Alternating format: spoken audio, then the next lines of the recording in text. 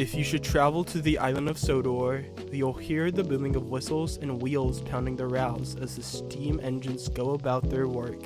If you listen closely, however, you'll hear another noise from a faraway part of the island.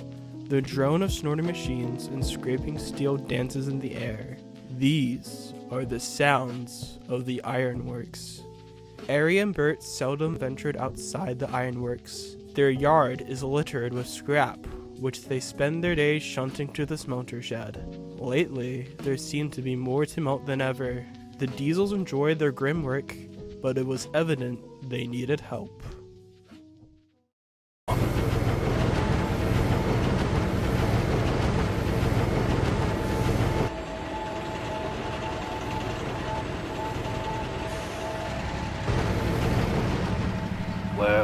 Well.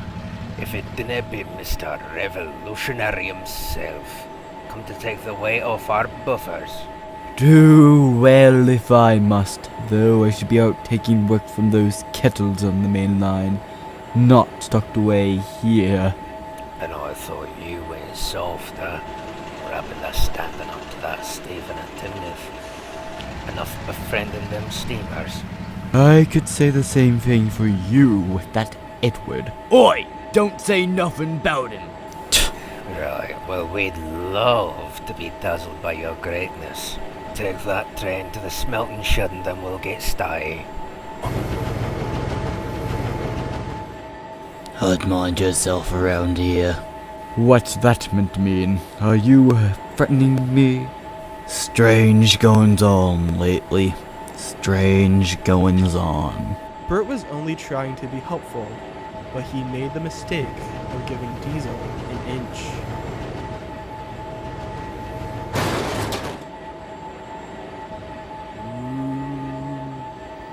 The ghostly trucks rolled past Bert and down a siding.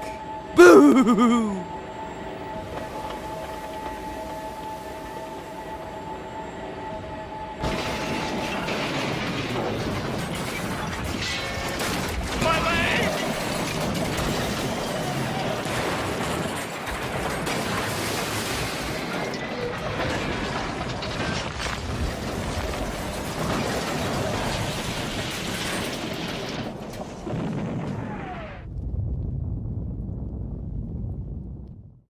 Are you done?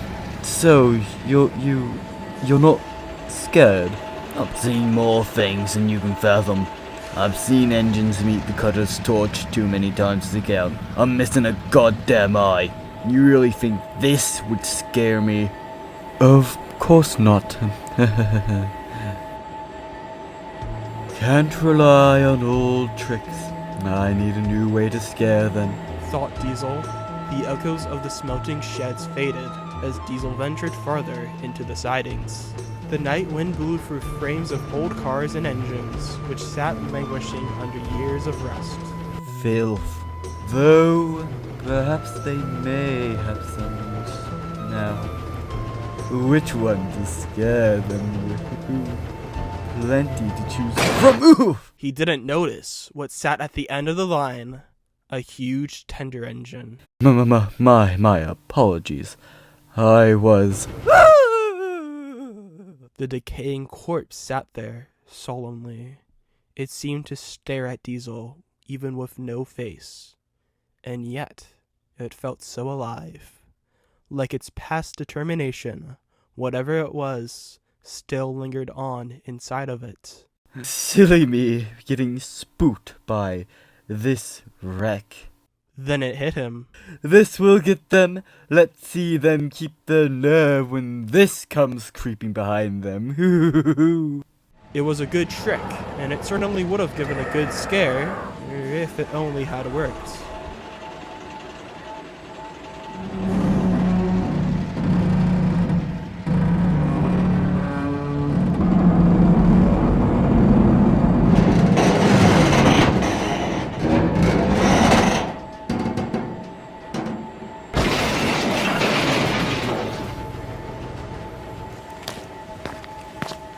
What the devil do you think you're playing at? If you weren't my engine, I'd drag you in here and scrap you myself for that little stunt. You take that iron beast back where you found it this instant. and you can stay with it while you plan to smarten up. Fucking Diesel.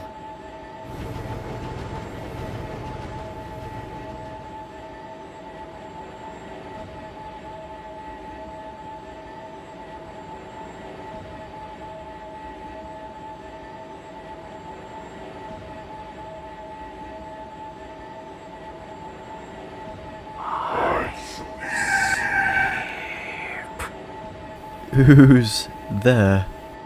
Disturbed my sleep. Oh, very funny, you two. Truly terrifying. Whether you know what, you don't scare Diesel looked back, me. but the Iron Twins weren't there.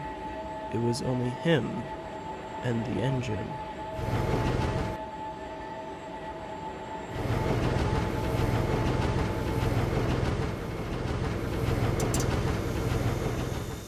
The yard lights began to flicker. Diesel thought he could see fireflies. Everything was dark, except for the fireflies. But they weren't fireflies at all. They grew brighter and brighter, revealing the shapes of engines. And that's when it hit Diesel. They weren't fireflies. No, they were eyes, peering out from their twisted remains of engines past. You disturbed my sleep! Where have you been? Trying to leave all the work for us, eh? Oh, please, driver. I'll sleep with the steamies. Just don't let me stay here. We don't have to go all the way back to Titmouth. No. We can sleep somewhere on the electric line. Yes. Yes, please, driver, please. He's gone. Strange things happen round here. Oh yes, very strange things. Hey, it must have been a workman fooling with me, or all the fog. Yes, that's it. That's the last time I let those ironworks imbeciles get the better of me. I bet it was all they're doing. Let them wait. I'll get them one of these